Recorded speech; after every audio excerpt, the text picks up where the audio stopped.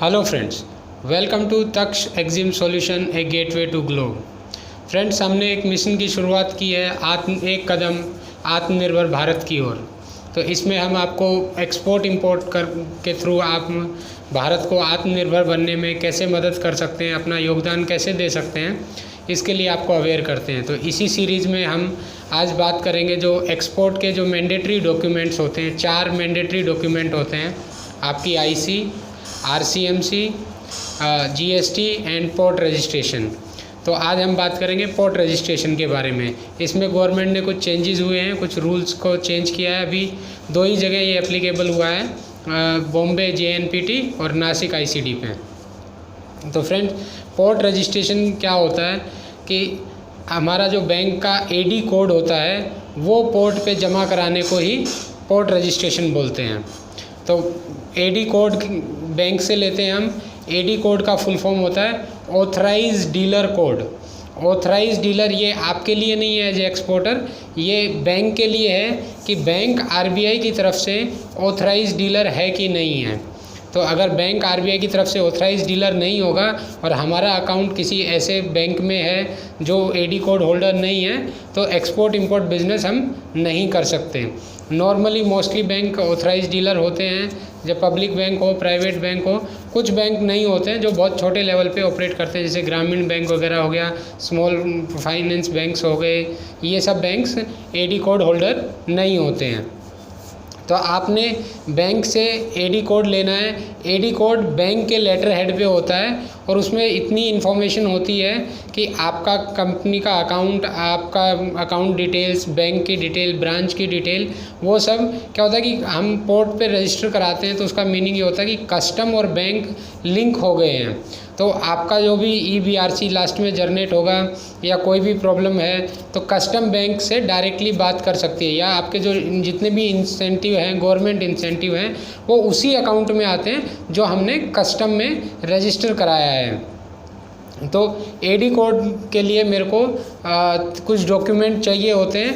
आजकल इसी नवंबर से एक नया नोटिफिकेशन गवर्नमेंट का आया है जिसमें गवर्नमेंट ने एक DSC कंपलसरी कर दिया है। तो ये सिर्फ अभी बॉम्बे पे और नासिक पे लागू हुआ है, नासिक ICD पे। तो वहाँ अगर मैंने पोर्ट रजिस्ट्रेशन कराना है तो मेरे को DSC क्लास 3 का लगेगा, और वो भी DGFT का। तो जब भी आप डिजिटल सिग्नेचर बनवाएं CA से, या नॉर्मली क्या करते हैं, जो भी डिजिटल सिग्नेचर बनाता है वो आपका पर्सनल बनाता है, जो कंपनी रजिस्ट्रेशन वगैरह क्लास 2 में क्लास 2 का यूज़ होता है। लेकिन पोर्ट रजिस्ट्रेशन में क्लास 3 का DSC यूज़ होगा जो कि DGFT बेस्ड होगा। तो ये आप स्पेशली जब भी आप DSC बनवाएंगे पोर्ट रजिस्ट्रेशन के लिए, तो ये DSC वाले को बताना कि आपको क्लास 3 का चाहिए। नहीं, नॉर्मली इंडिया में क्लास 2 का DSC चलता है, जो हम प्राइवेट लिमिटेड या वैसे भी GST वगैरह में भी यूज़ करते हैं, तो वो क्लास 2 का होता है। तो इसके साथ आपको आपका ओरिजिनल AD कोड जो बैंक के लेटर हेड पे रहेगा, आपकी IC की फ़ोटोकॉपी, आपका GST सर्टिफिकेट का फ़ोटोकॉपी, RCMC का कॉपी, ये सब डॉक्यूमेंट आपको विद DSC आपको CHA को देना है। CHA को दोगे तो वो प्रोसेस करेगा। और आज की डेट में क्या है कि आप पोर्ट रजिस्ट्रेशन डायरेक्टली खुद भी कर सकते हो, क्योंकि अभी गवर्नमेंट का नया नोटिफिकेशन है कि आप आइस गेट, जो हमारे कस्टम की ऑफिशियल वेबसाइट है आइस गेट, उस पे जाके अपना यूज़र ID पासवर्ड बनाएंगे। यूज़र ID पासवर्ड बनाने के बाद आपके पास लॉगिन का एक ऑप्शन आएगा।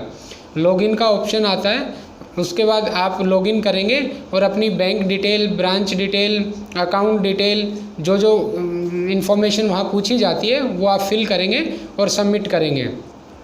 तो गवर्नमेंट क्या है कि धीरे धीरे जितना भी मेरा पेपर वर्क था वो बहुत कम कर रही है, हार्ड पेपर लेस होता जा रहा है, मैक्सिमम हो गया है।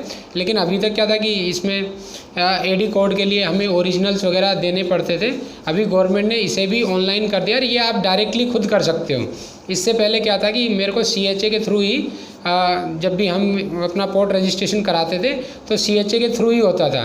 लेकिन गवर्नमेंट ने अभी ये फैसिलिटी दे दी है कि एक्सपोर्टर या इंपोर्टर खुद अपना पोर्ट रजिस्ट्रेशन कर सकता है। इसके लिए आपने जो हमारे कस्टम की ऑफिशियल वेबसाइट है आइसगेट, वहाँ जाके लॉगिन आईडी पासवर्ड क्रिएट करना होता है। दूसरा क्या था, जो डीएससी का जो ऑप्शन फीचर आता है वो मेरा आइसगेट पे ही आएगा, वहीं वेरिफिकेशन के लिए डीएससी लगता है। तो इससे पहले बिना आइसगेट पे लॉगिन आईडी पासवर्ड बनाए डायरेक्ट पोर्ट पे पोर्ट रजिस्ट्रेशन हो जाता था। अभी ये बॉम्बे में और नासिक में लागू हो गया है ऑलरेडी, बाकी जगह भी धीरे धीरे लागू हो जाएगा। तो फ्रेंड्स, आपने जब भी पोर्ट रजिस्ट्रेशन कराना है या तो आप खुद कर सकते हो या CHA के थ्रू कर सकते हो, लेकिन इसमें जो DSC है, डिजिटल सिग्नेचर है, वो क्लास 3 का ही यूज़ होगा। हमारे कई स्टूडेंट का हमारे पास वापस में फ़ोन आता है, रिप्लाई आता है कि सर मैंने क्लास 2 का बनवा लिया था, वो नहीं चलेगा। तो मैंने आप हर वीडियो में बताता हूँ कि इन्फॉर्मेशन ठीक है, लेकिन करेक्ट इन्फॉर्मेशन आपके पास होनी चाहिए। करेक्ट इन्फॉर्मेशन नहीं होगी तो ट्रेड आप प्रॉफिटेबिलिटी के साथ नहीं कर सकते हो। ट्रेड आप नो डाउट कैसे भी कर सकते हो, ट्रेड कोई भी कर सकता है, लेकिन प्रॉफिटेबिलिटी के साथ ट्रेड करना। तो हम क्या करते हैं कि मोस्टली स्टूडेंट जो उनके क्वेश्चन से ही पता चलता है कि यूट्यूब वगैरह पे वीडियो देख लेते हैं, वहाँ क्या होता है कि आधी इन्फॉर्मेशन होती है, फुल इन्फॉर्मेशन नहीं होती है। तो एक सेविंग भी है कि incomplete knowledge is very dangerous. तो अधूरा ज्ञान बहुत खतरनाक होता है फ्रेंड्स। तो जितना भी आप नॉलेज लो तो वीडियो वगैरह से आप रेफरेंस ले सकते हो, लेकिन कहीं ना कहीं किसी भी इंस्टीट्यूट में जाके आप एक प्रॉपर इन्फॉर्मेशन लें उस ट्रेड की, उसका क्या प्रोसीजर है, वो ट्रेड कैसे होता है, उसमें क्या डॉक्यूमेंटेशन है और किस डॉक्यूमेंटेशन का क्या मीनिंग है और वो क्यों ज़रूरी है। तो ये सब चीज़ें आपको नहीं पता होंगी तो बहुत जगह आपको मिसगाइड करने वाले लोग मिलेंगे और आपको लॉस हो जाएगा। तो इन्फॉर्मेशन से बेटर है करेक्ट इन्फॉर्मेशन और कंप्लीट इन्फॉर्मेशन। तो करेक्ट और कंप्लीट इन्फॉर्मेशन के लिए आप हमारा कोर्स ज्वाइन कर सकते हो, और हमारा ऑनलाइन और ऑफलाइन दोनों कोर्सेज़ हैं और हम सिखाने की गारंटी देते हैं। आप दोबारा भी सीख सकते हो, एक बारी में नहीं समझ आया 2 बारी 3 बारी भी ट्रेनिंग ले सकते हो, कोई इशू नहीं है उसमें।